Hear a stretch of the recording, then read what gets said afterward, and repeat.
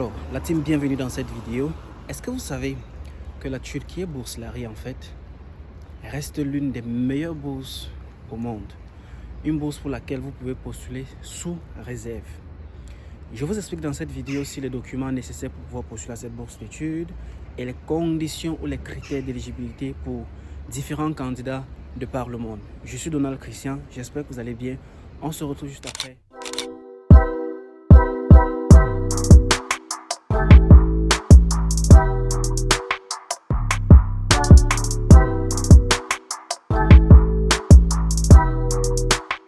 Une fois de plus, j'espère que vous allez très bien. Alors, je sais qu'il y a plusieurs personnes qui attendent du moins plus d'informations concernant cette bourse d'études-là. Et je me rappelle que les dernières vidéos que j'ai faites concernant cette bourse d'études dataient peut-être de 2021. Donc, j'ai partagé des informations qui ne sont pas sûrement à jour. Dans cette vidéo, j'ai décidé de mettre à jour toutes les informations nécessaires pour cette bourse d'études-là. Ce qu'il faut savoir, les amis, c'est que la Turquie Bourse-là, ou la bourse d'études du gouvernement turc, est cette bourse-là qui donne l'opportunité ou la possibilité aux candidats de par le monde de pouvoir postuler sous réserve. Qu'entendons-nous par postuler sous réserve? La seule bourse qui vous permet, si par exemple, concrètement parlant, vous êtes en terminale, vous pensez déjà peut-être à l'université, où est-ce que vous allez vous former, où est-ce que vous allez aller, vous vous posez sûrement cette question-là. Alors, cette bourse-là vous donne l'opportunité déjà de faire votre choix de pays, de filière, d'université et de formation.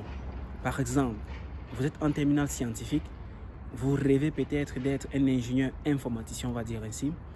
Avec cette bourse d'études, vous avez la possibilité de soumettre votre dossier sous réserve. C'est-à-dire vous soumettez les dossiers avec des preuves de documents qui prouvent du moins que vous êtes en terminale et que vous attendez peut-être les résultats de votre baccalauréat ou vous n'avez pas encore composé le baccalauréat. Avec ces documents, ils vont commencer à étudier votre dossier et attendre jusqu'à la date à laquelle vous allez pouvoir déposer tous ces documents-là pour pouvoir vous libérer ou pouvoir vous accorder cette bourse d'études-là.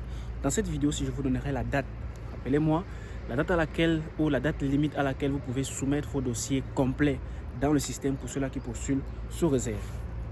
Alors, on commence. Permettez-moi de faire cette vidéo d'ailleurs parce que je n'ai pas assez de temps pour pouvoir m'asseoir devant une machine ou mon ordinateur pour pouvoir décrypter ensemble dans le site web toutes les informations nécessaires. Mais dans cette vidéo, je pense que je vais donner une généralité. Si vous voulez plus avoir d'informations, je vais mettre le lien en description de cette vidéo ou en commentaire. Vous allez cliquer dessus, vous allez pouvoir lire toutes les informations relatives aux critères d'admissibilité à cette bourse d'études-là. Alors, premièrement, la bourse d'études concerne qui? Qui sont ceux-là qui peuvent postuler à la bourse d'études? La bourse d'études est pour ceux-là qui veulent faire un master ou une licence au niveau de la Turquie, un doctorat ou une recherche au niveau de la Turquie.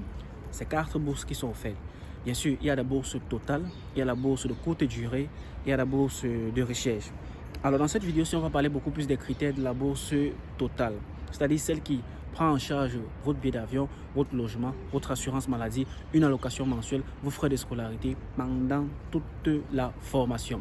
Alors, ce qu'il faut d'abord savoir, c'est que vous là qui voulez postuler pour un niveau licence, pour cette bourse d'études-là, quel est l'âge nécessaire?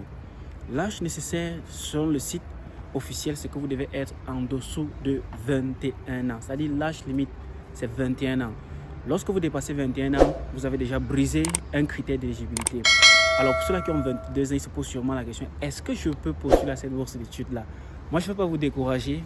Allez-y, même si vous avez 22 ans et que vous validez les autres critères de postulation à cette bourse d'études-là, allez-y postuler. Alors, le deuxième niveau est pour ceux-là qui postulent pour un niveau master. Pour les masters, l'âge limite est de 30 ans. Pour les doctorants pour les doctorants, on va dire, l'âge limite est de 35 ans. Et pour niveau recherche, l'âge limite est de moins de 50 ans. C'est-à-dire ceux-là qui ont déjà un doctorat et qui veulent venir faire un postgraduate ou un parcours recherche sous bourse d'études au niveau des grandes universités en Turquie. Alors, vous vous posez aussi sûrement la question concernant la moyenne. Quelle est la moyenne que je dois présenter pour cette bourse d'études-là? Pour le niveau licence, je pense que la moyenne est de 70%. Vous pouvez faire la règle de 3 pour trouver l'équivalence selon le système de notation de votre pays. Si vous êtes noté sur 100, si vous êtes noté peut-être sur 20, si vous êtes noté peut-être sur 500, vous faites la règle de 3 pour voir si vous avez 70% sur 100. Ça, c'est pour le niveau licence. Pour ceux-là qui postulent pour un niveau licence toujours, mais pour des filières telles que pharmacie et médecine, c'est un peu plus élevé en termes de moyenne.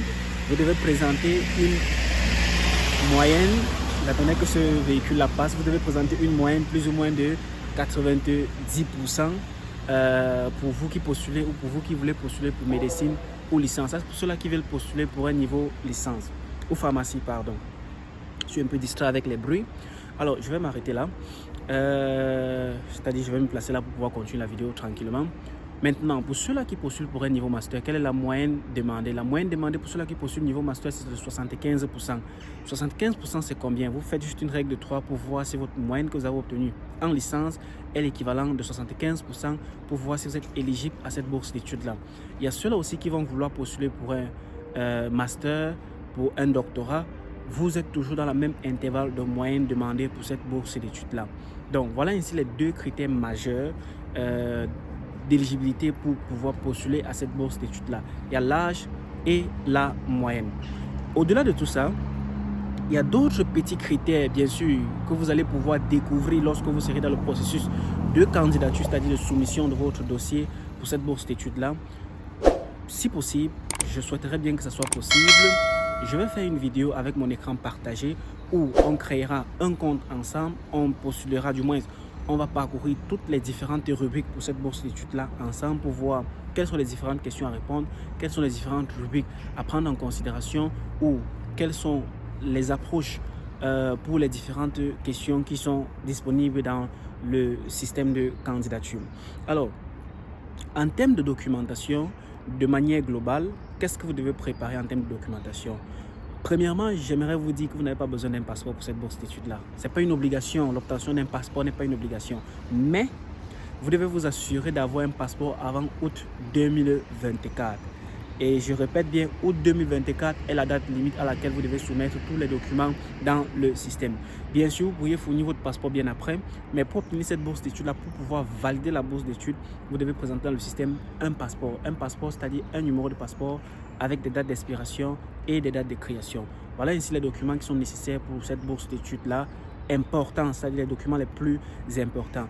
Maintenant, il y a août 2024, nous sommes en 2024, août 2024 est la date limite à laquelle vous devez soumettre tous les documents dans le système pour ceux-là qui postulent sous réserve. C'est-à-dire, si vous êtes peut-être en dernière année licence, vous n'avez pas encore obtenu votre diplôme de licence ou attestation de réussite de licence, vous postulez, vous avez jusqu'à août 2024 pour pouvoir soumettre votre attestation de réussite de licence. Pareil pour le master, pareil pour le doctorat. Ainsi pour permettre au comité d'organisation de pouvoir examiner en profondeur votre dossier pour voir si vous avez la moyenne requise ou vous avez fait la filière nécessaire ou demandée pour cette filière que vous choisissez au niveau de la Turquie. Les autres documents que vous devez fournir sont vos bulletins de classe. Alors pour ceux-là qui quittent du secondaire, c'est-à-dire du lycée, vous devez fournir vos bulletins des 3 dernières années. Première, je pense bien, seconde, première, terminale et plus celui du baccalauréat.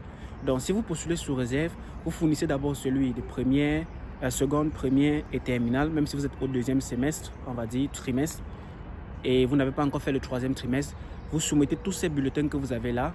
Et maintenant, lorsque vous auriez le relevé du nom du baccalauréat, vous allez mettre cela dans le système avant août 2024. Maintenant, pour ceux qui postulent niveau pour faire un master, vous soumettez le relevé de nom de la première année, 2e année. Vous n'avez pas encore celui de la 3e année, bien sûr. Vous pouvez peut-être soumettre celui du 1er semestre si vous avez déjà ça à votre disponibilité. Et lorsque vous auriez pour le dernier semestre, vous soumettez aussi cela dans le système avec bien sûr votre attestation de réussite du baccalauréat. Pareillement, pour ceux-là qui postulent niveau master, vous allez soumettre vos relevés de notes des 3 dernières années. Voilà, licence, master, des 3 dernières années, même si c'est baccalauréat, des 3 dernières années. Pour doctorat, des 5 dernières années de la licence jusqu'au master. Pour recherche, je pense que c'est du master jusqu'au doctorat que vous devez soumettre dans le système. Je pense que c'est de manière globale ainsi tous les documents qui sont nécessaires pour cette bourse d'études-là.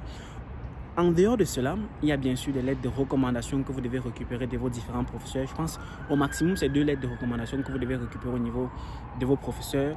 C'est-à-dire ceux-là qui sont déjà préparés depuis pour cette bourse d'études-là, forcément, vous avez déjà sûrement informé vos professeurs sur cette bourse d'études.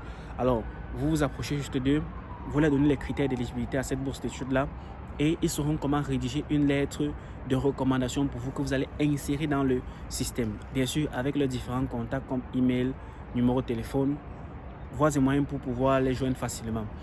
Au-delà de ça aussi, il y a une lettre de motivation que vous devez préparer. On appelle ça letter intention, que vous devez préparer. Comme ça se dit, motivation intention. Vous allez dans cette lettre-là décrire vos motivations pour pouvoir postuler à cette bourse d'études-là.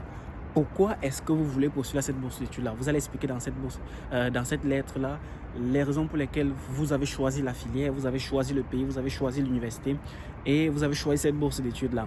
Bien sûr, dans cette vidéo-ci, je ne donnerai pas toutes les informations relatives aux différentes sections à inclure dans votre lettre de recommandation.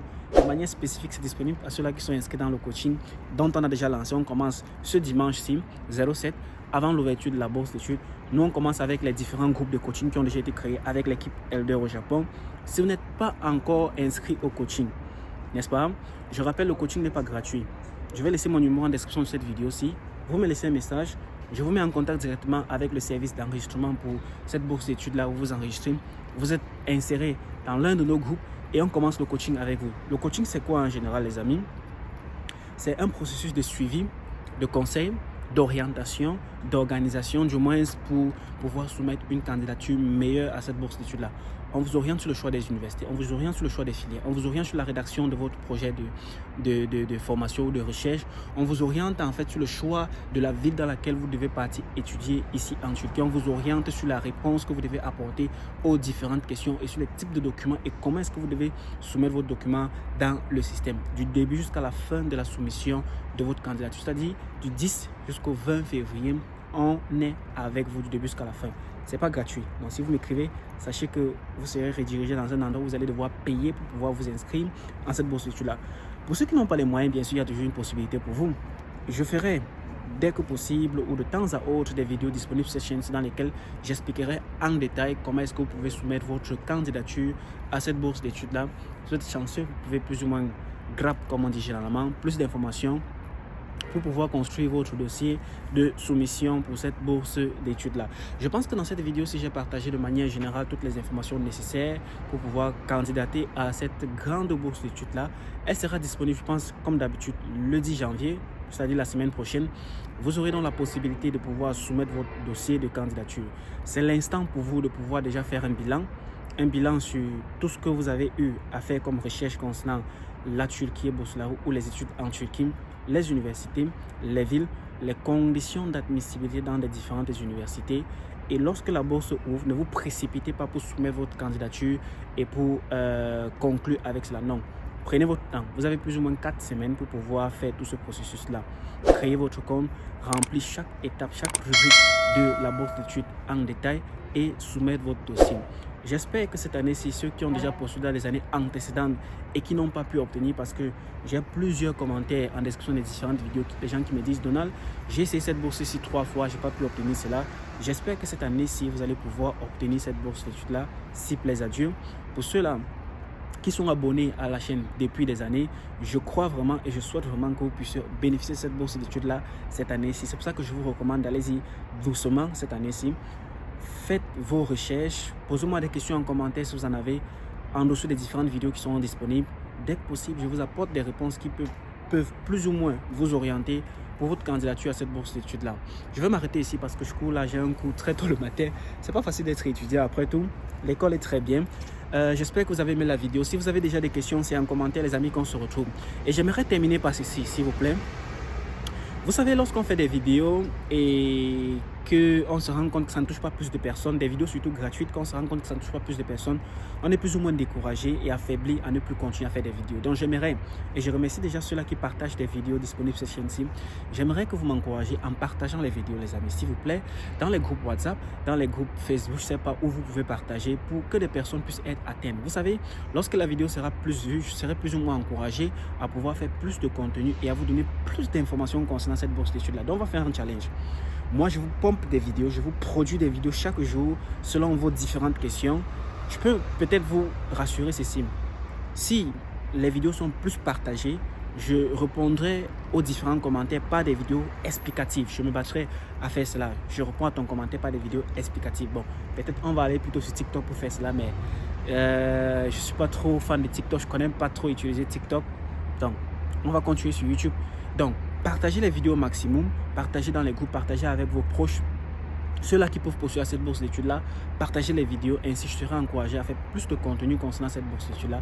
Je suis Donald Christian, on se dit à la prochaine vidéo. Portez-vous excellemment très bien. Ciao.